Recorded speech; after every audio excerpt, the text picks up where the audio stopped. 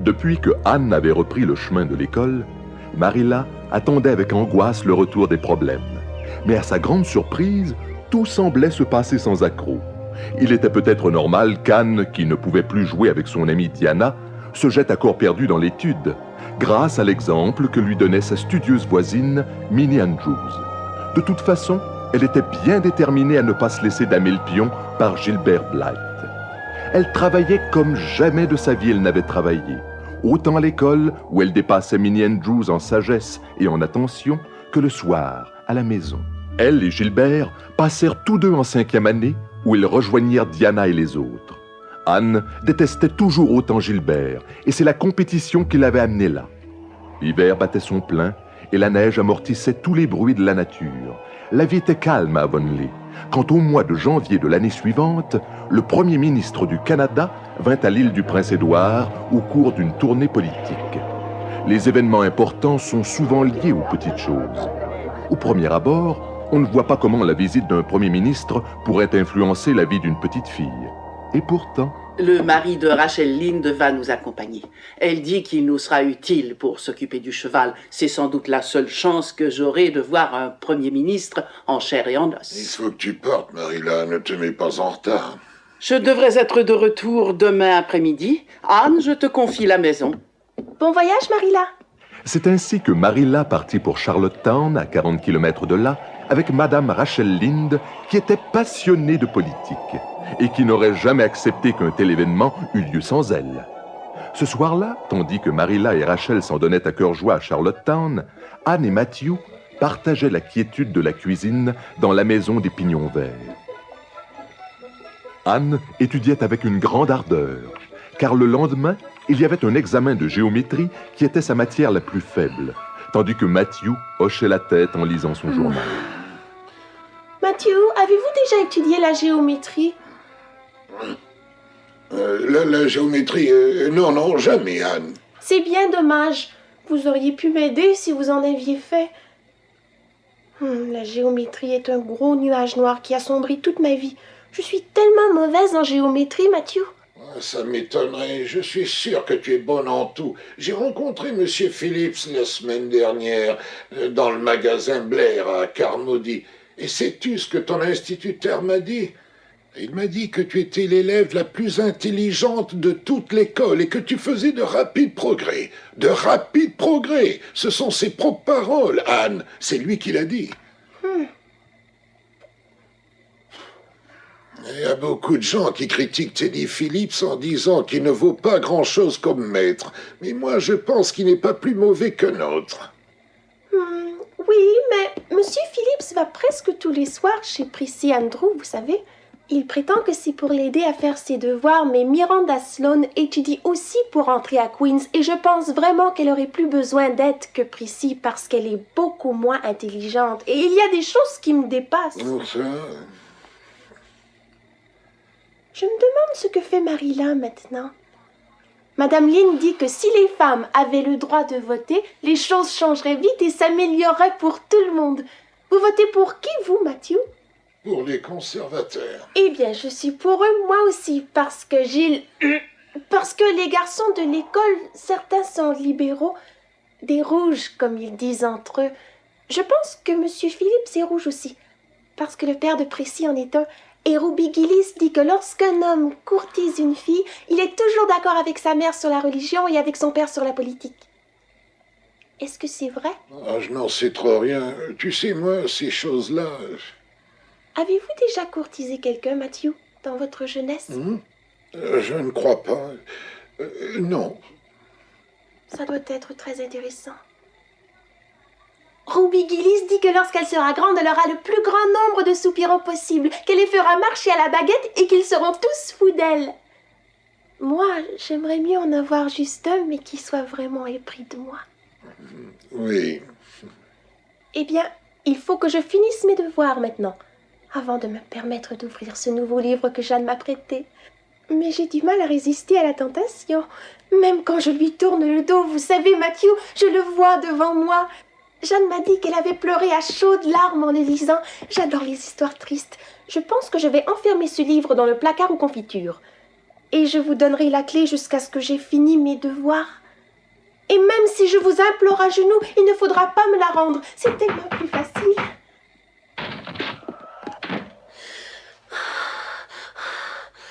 Diana, mais que fais-tu ici, Diana? Est-ce que ta mère est enfin revenue sur sa décision? Oh, Anne, viens vite avec moi, Minimé est gravement malade. Oh, Elle a attrapé le croup à ce que prétend la jeune Marie-Jo. le groupe? Mais Mon père et ma mère sont partis en ville. Il n'y a personne pour aller chercher le docteur. Minimé va très mal et la jeune Marie-Jo ne sait pas quoi faire et moi encore moins. Oh, j'ai tellement peur si tu savais. est-ce que c'est vraiment le groupe? Quels sont ses symptômes? Je n'en sais rien, mais elle est brûlante de fièvre.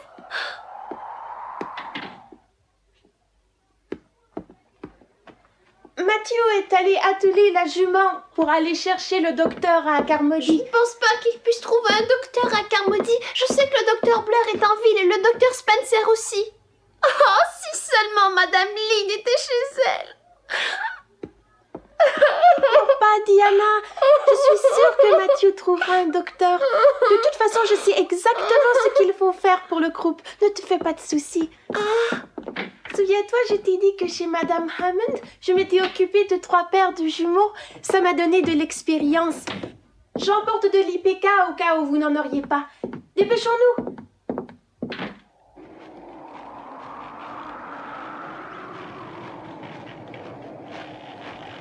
La neige est trop profonde pour couper par le bois. Il vaut mieux que nous prenions le chemin des amoureux.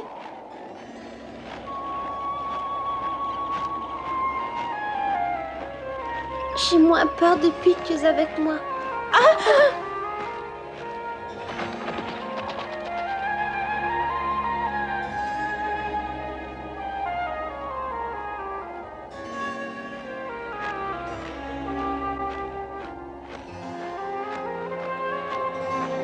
Je me demande s'il trouvera un docteur. Ne t'inquiète pas, il en trouvera un. Il faut avoir confiance. Anne, quoique très sincèrement désolée de ce qui arrivait à la petite Minimé et du souci que se faisait Diana, était loin d'être insensible au charme particulier de la situation et à la douceur qu'il y avait à partager ces instants avec une amie très chère dont elle avait été séparée si longtemps.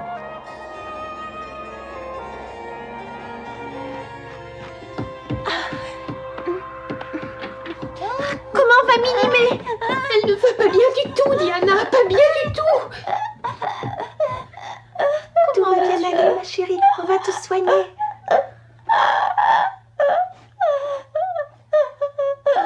Où est-ce que tu as mal?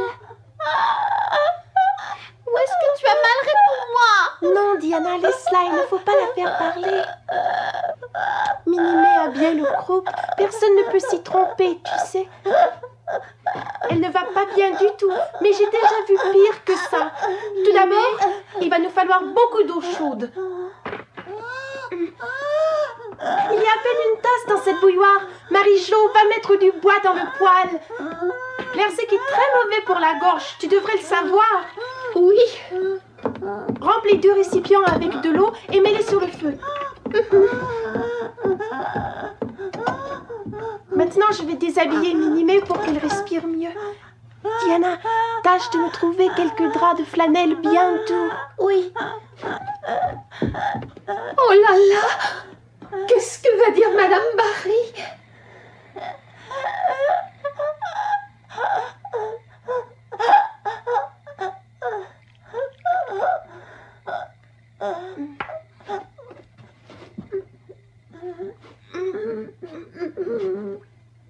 Allez, Minimé, tu es une gentille petite fille. S'il te plaît, Minimé, ça va te faire beaucoup de bien. Sois gentille, Minimé. Avale tout de suite. Avale, je te dis.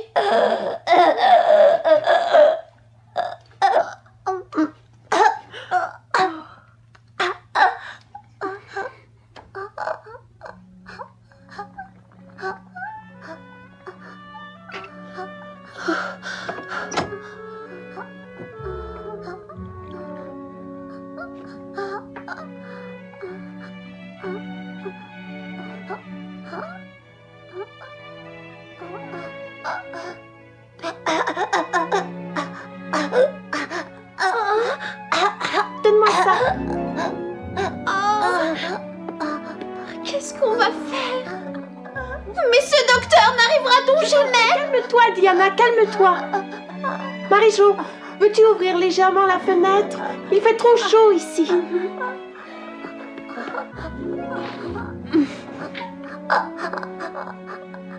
Excuse-moi, Anne, je voulais pas crier, mais je me suis énervée.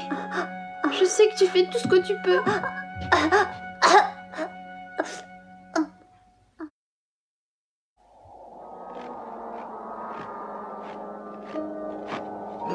Ainsi que le craignait Diana, il n'y avait pas de médecin cette nuit-là à Carmody. Le docteur Blair et le docteur Spencer étaient tous deux à Charlottetown. Mais Matthew devait absolument ramener un médecin et il dut aller jusqu'à Spencerville.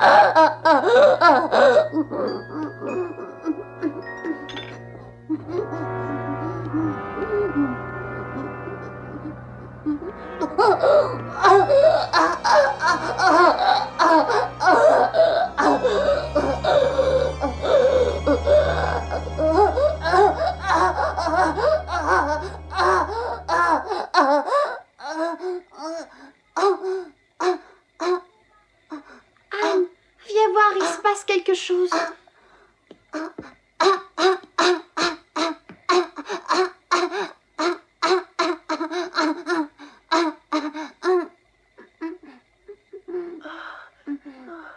Elle s'est arrêtée de tousser, ça veut dire qu'elle va mieux? Oui, je pense qu'elle va mieux.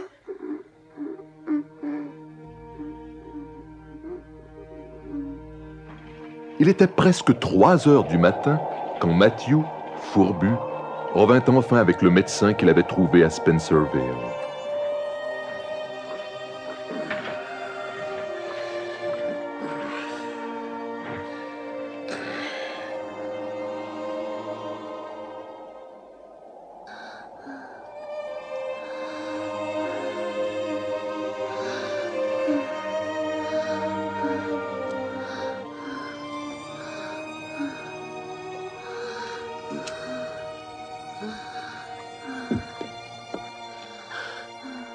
Eh bien, docteur? Elle est en bonne voie maintenant. Il faut la laisser dormir. Profitez-en pour en faire autant. Tu as entendu ce qu'il a dit, Minimé? Tout va bien.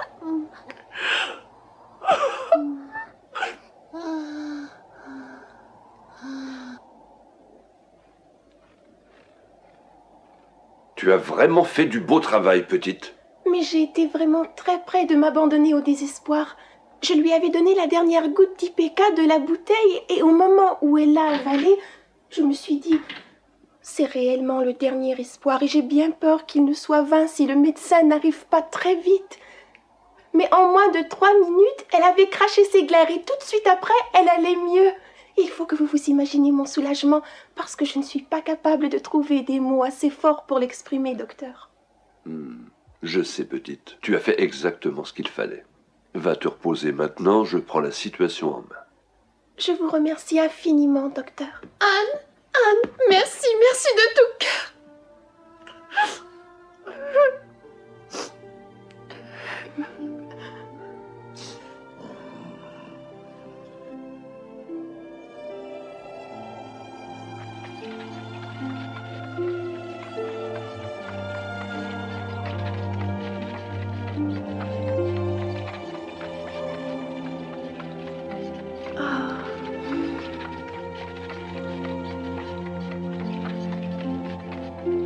Matthew, n'est-ce pas une merveilleuse matinée?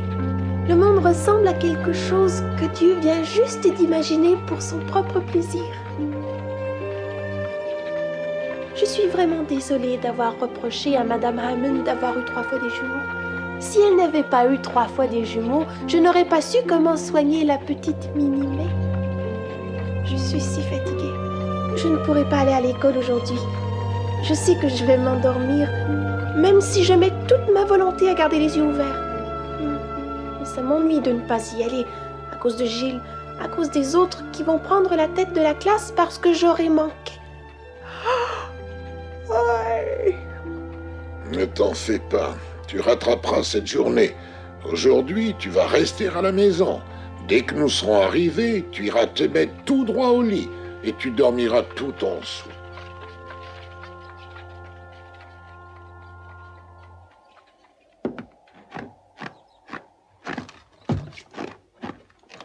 Cette petite rouquine qui, je crois, s'appelle Anne est vraiment une enfant brillante. Ah? Je peux vous dire qu'elle a sauvé la vie de votre petite fille, madame. Heureusement qu'elle était là, parce que le temps que j'arrive, il aurait été trop tard. Elle semble avoir une présence d'esprit et une habileté tout à fait étonnante chez une enfant de cet âge. Vous auriez dû voir ses yeux pendant qu'elle m'expliquait ce qu'elle avait eu à faire cette nuit. Jamais je n'ai rien vu d'aussi remarquable. Oh, merci, docteur, je vous remercie du fond du cœur. Non, madame, c'est cet enfant que vous devez remercier. Ya!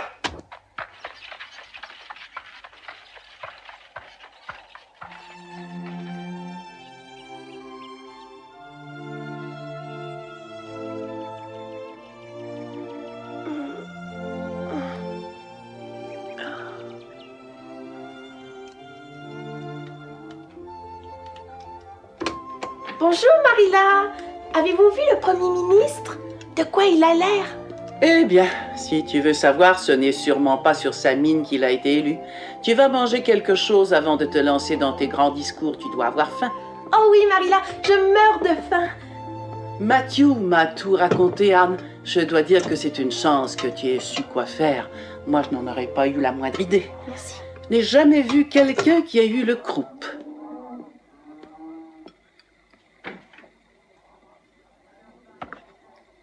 Madame Barry est venue ici cet après-midi. Elle voulait te voir, mais je n'ai pas voulu te réveiller. Elle a dit que sans toi, Minnie-May serait sans doute morte, que tu lui as sauvé la vie. Elle s'excuse beaucoup d'avoir agi comme elle l'a fait pour cette histoire de 24-6. Elle a dit que maintenant, elle se rend parfaitement compte que tu n'as pas voulu saouler Diana. Elle espère que tu lui pardonneras et que tu seras de nouveau amie avec sa fille. Tu seras la bienvenue chez elle. Vous pourrez vous voir autant que vous le désirez. Tu peux y aller dès ce soir, si ça te fait plaisir. Je peux y aller tout de suite, Marilla? Sans avoir fait ma vaisselle? Je la ferai en rentrant, c'est promis. Je ne peux vraiment pas m'adonner à une tâche si peu romantique que laver la vaisselle dans un moment aussi palpitant que celui-là. Bien sûr, tu peux laisser la vaisselle, mais finis de manger avant de partir. Anne! Anne! Autant parler à une sourde, elle est partie comme ça, sans fichu, sans bonnet. J'espère qu'elle n'attrapera pas froid.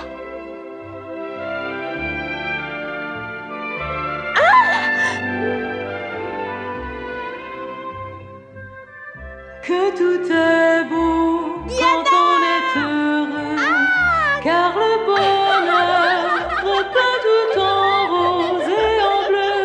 On oublie qu'on fut seul, le cœur en morceaux. Tout est tellement beau quand on est heureux. Je veux oublier le passé. C'était très bon, mais nous avons assez mangé, je crois. Ma vie Pouvons-nous aller jouer, Madame Barry? solitaire, j'ai enfin trouvé chaleur et amitié sous les vieux pignons verts. Si tu m'aimes comme je t'aime, seule la mort pourra nous séparer. C'est le serment solennel que font Anne Shirley et Diana Barry, amies pour toute la vie.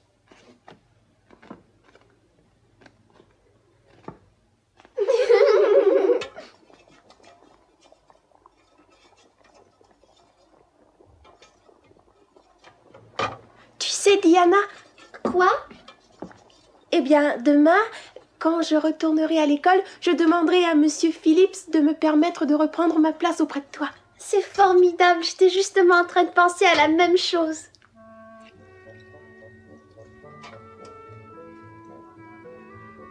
Je n'avais encore jamais fait de bonbons à la tire, je me demande s'ils vont être réussis. Ne t'inquiète pas, il faut juste étirer. Tiens, attrape. Ça va, je tiens.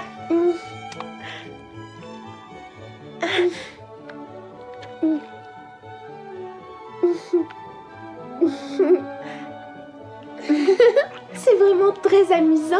Oui, j'adore ça. Tire, Encore une fois. Alors, est-ce que tout se passe bien? Oh, ce chat! Tu as un chaton? Oui.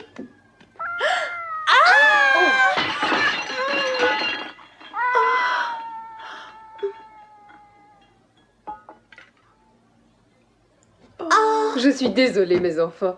Oh.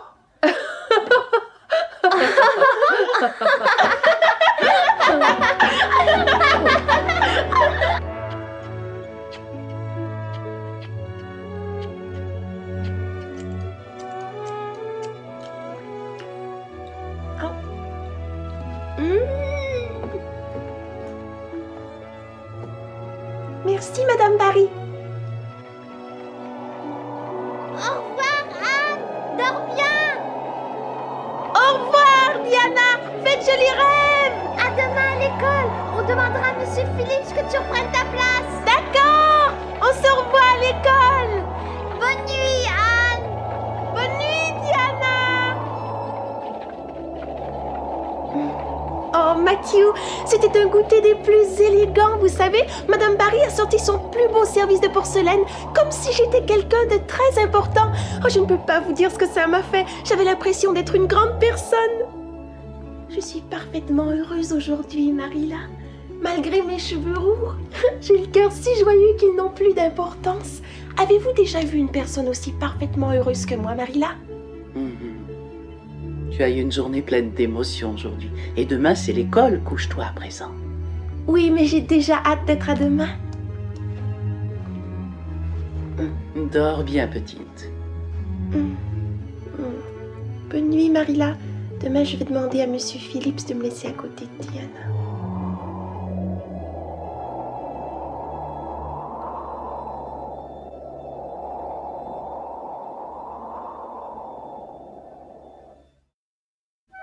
Grâce à cette aventure qui, sans Anne, aurait tourné au tragique, les deux petites filles avaient retrouvé leur amitié intacte et peut-être encore plus solide qu'auparavant. La vie avait repris son cours normal et nous les retrouverons bientôt.